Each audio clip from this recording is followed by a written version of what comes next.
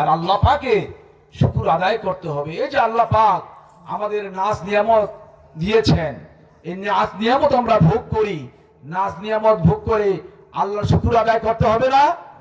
আল্লাহ ছাড়া কি অন্য কোন আল্লাহ আমাদের এই নাজ নিয়ামত তৈরি করে দিয়েছেন? কে দিয়েছেন? আল্লাহ সুবহানাহু ওয়া তাআলা। এজন্য শুকর আদায় করতে হবে। আল্লাহ রাব্বুল আলামিন বলেছেন, লা ইন শাকারতুম লাজিদান্নাকুম ওয়া লা ইন কাফারতুম ইন্না আযাবি লাশাদীদ। ও আমার বান্দা, আমি যে নিয়ামত দান করেছি, তোমরা যদি এই নিয়ামতের শুকর আদায় করো, তাহলে তোমাদেরকে আমি আরো নিয়ামত বাড়াইয়া দিব। আর যদি নিয়ামতের শুকর আদায় না করো, তাহলে তোমাদের জন্য রয়েছে কঠিন শাস্তি। কি শাস্তি? কঠিন শাস্তি। শাস্তি আল্লাহ দেন নাই, দুনিয়ার বুকে দেখায় দিচ্ছেন। ফেরাউন আল্লাহর নিয়ামতের শুকর আদায় করেছে? নাই, শুধু আল্লাহ পাকের সঙ্গে শত্রুতা করেছে। আল্লাহ পাক তারে ক্ষমতা দিছে। কি দিছে?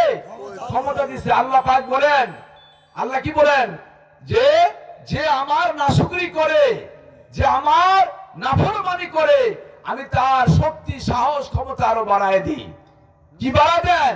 সাহস শক্তি আরো ক্ষমতা আরো বাড়ায় দেন। কিন্তু ইন্না বাতাসা রাব্বিকা লাশাদীদ, যখন ধরি তখন খুব শক্ত করে ধরি। ফেরাউনের 400 বছর হায়াতের মধ্যে একদিনও সর্দি জ্বর হয় নাই। কি হয় নাই? সর্দি জ্বর হয় নাই, মাথা ব্যথা করে নাই। কিন্তু আল্লাহ পাক যখন ধরছেন, নীল দরিয়ার মাঝে, রেড সি, আপনার সেই লোহিত সাগরের মাঝে চুবাইয়া মেরেছে। কথা ঠিক কিনা?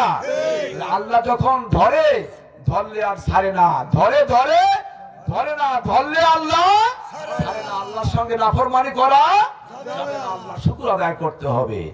আল্লাহ পাক বলেছেন, ওয়াইন তাউদ্দু নিমাতাল্লাহি লা তুহসুহা, আমি তোমাদেরকে এত নিয়ামত দান করেছি, যা একটা একটা করে গুনে গুনে শেষ করা যাবে না। যাবে?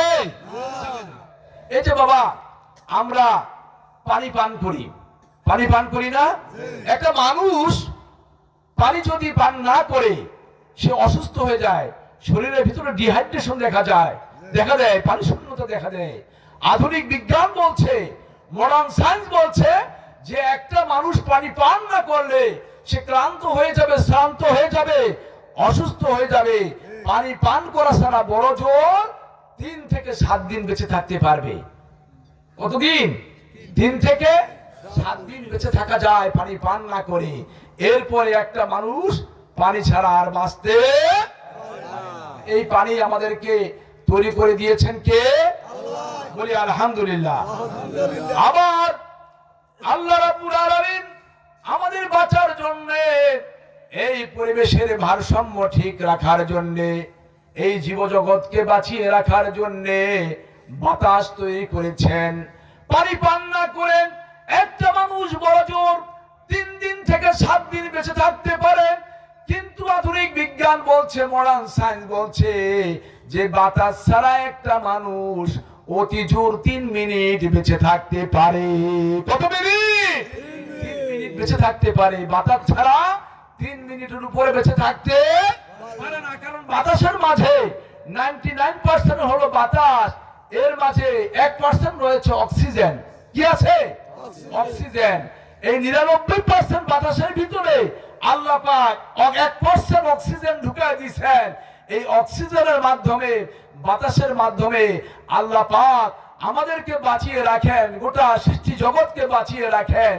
অক্সিজেন যদি আল্লাহ পাক না দিতেন তৈরি করে আমাদের জন্য, বাতাস যদি আমাদের জন্য তৈরি করে না দিতেন, আমরা কি বেঁচে থাকতে পারতাম? পারতাম না। এই জন্য আল্লাহ পাকের শুকর বেশি বেশি আদায় করতে হবে। বাবা, আমরা যদি আল্লাহ পাকের শুকর আদায় না করি, আমাদের ক্ষতি হবে না, আল্লাহ পাকের ক্ষতি হবে। কার ক্ষতি হবে? আল্লাহ পাকের ক্ষতি হবে। কোন? আমাদের ক্ষতি হবে। আমরা ক্ষতিগ্রস্ত হয়ে যাব, ধ্বংস হয়ে যাব।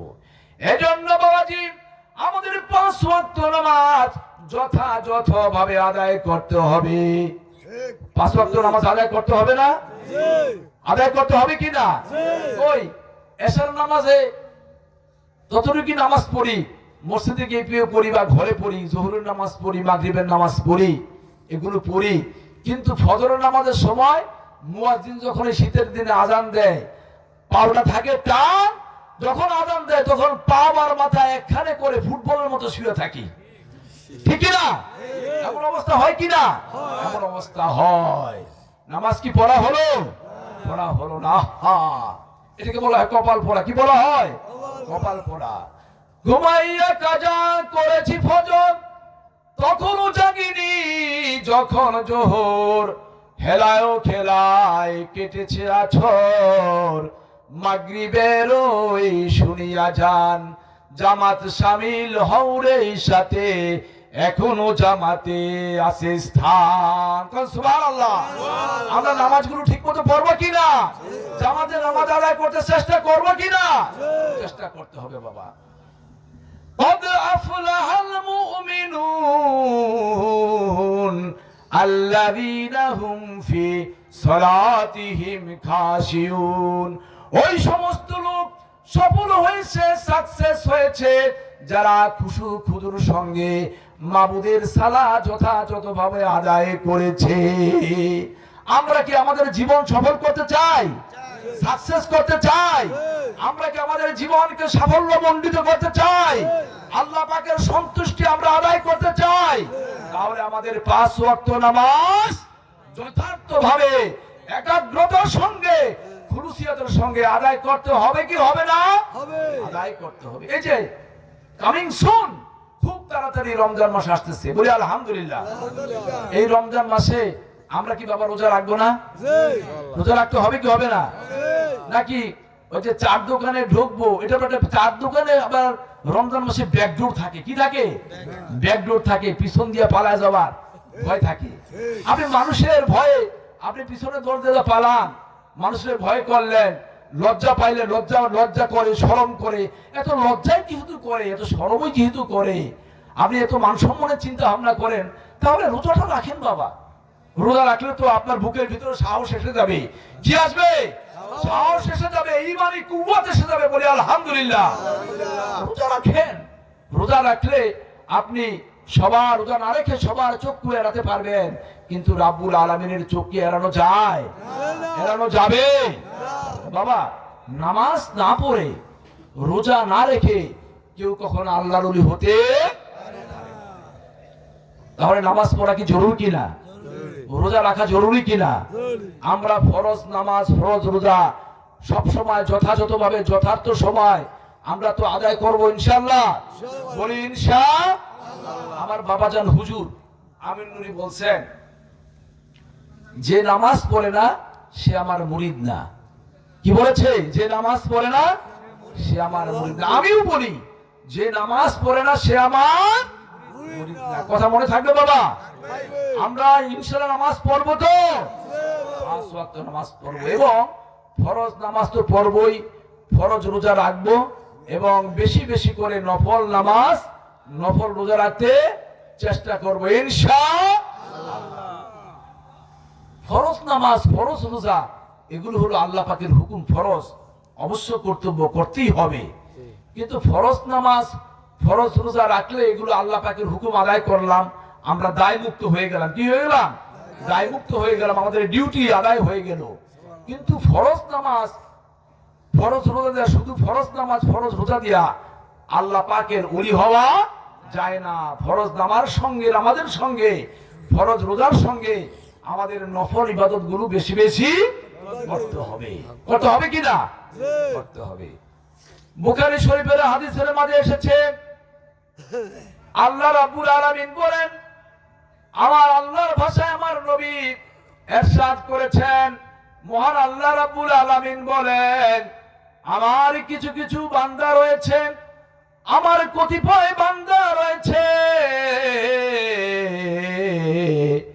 তারা বেশি বেশি নফল ইবাদত এত এত করে, এত বেশি নফল ইবাদত করে, নফল ইবাদত করতে করতে সে আমার খুব নিকটে চলে আসে, আমার নৈকট্য ভাজন হয়ে যায়, আমার খুব নিকটবর্তী হয়ে যায়, তখনও আমিও তার নিকটবর্তী হয়ে যাই। নিকটবর্তী হয়ে তখন আমি আমার বান্দাকে খুব ভালোবাসতে থাকি। তখন যখন আমি তাকে ভালোবাসি, অনেক ভালোবাসি, তখন অবস্থাটা কি হয়, আমার বান্দার জবান আমার জবান হয়ে যায়, সেই জবান দিয়ে সে কথা বলতে থাকে, সুবহানাল্লাহ। আর আমার বান্দার হাত আমার হাত হয়ে যায়, সেই হাত দিয়ে সেই কাজ করতে থাকে। আমার বান্দার চক্ষু আমার চক্ষু হয়ে যায়, সেই চক্ষু দিয়ে সে দেখতে থাকে। আমার বান্দার কান আমার কান হয়ে যায়, সে কান দিয়ে সে কথা শুনতে থাকে, সুবহানাল্লাহ বলেন না। এভাবে তার পা আমার কুদরতি পা হয়ে যায়, সেই পা দিয়ে সে পথ চলতে থাকে, সুবহানাল্লাহ।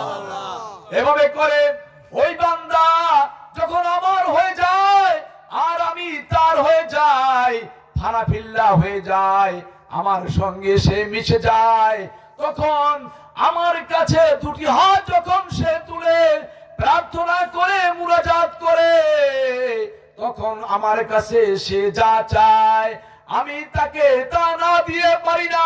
যা চায় আমি আমার ওই বান্দাকে ওই ওলিকে তাই দিয়ে ফেলি, সুবহানাল্লাহ।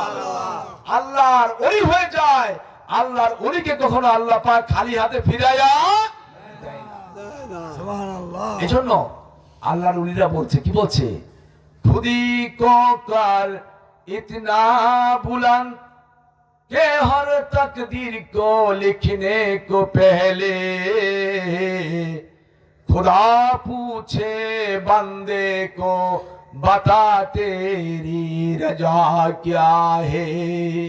নিজের ব্যক্তিত্বের পরিস্ফুটন, নিজের শখসিয়ত, নিজের পার্সোনালিটি এভাবে গড়ে তুলো, যখন আল্লাহ পাক তোমাকে কিছু দেখবে দিবে, তোমার ভাগ্যে কিছু লিখবে, তোমার তাকদীরে কিছু লিখবে, তখন আল্লাহ পাক তোমাকে জিজ্ঞাসা করবে যে বান্দা, তোর উপর আমি এত খুশি হয়ে গিয়েছি, তুই বল তোর ভাগ্যটা কিভাবে লিখলে তুই খুশি হবি, সুবহানাল্লাহ, সুবহানাল্লাহ।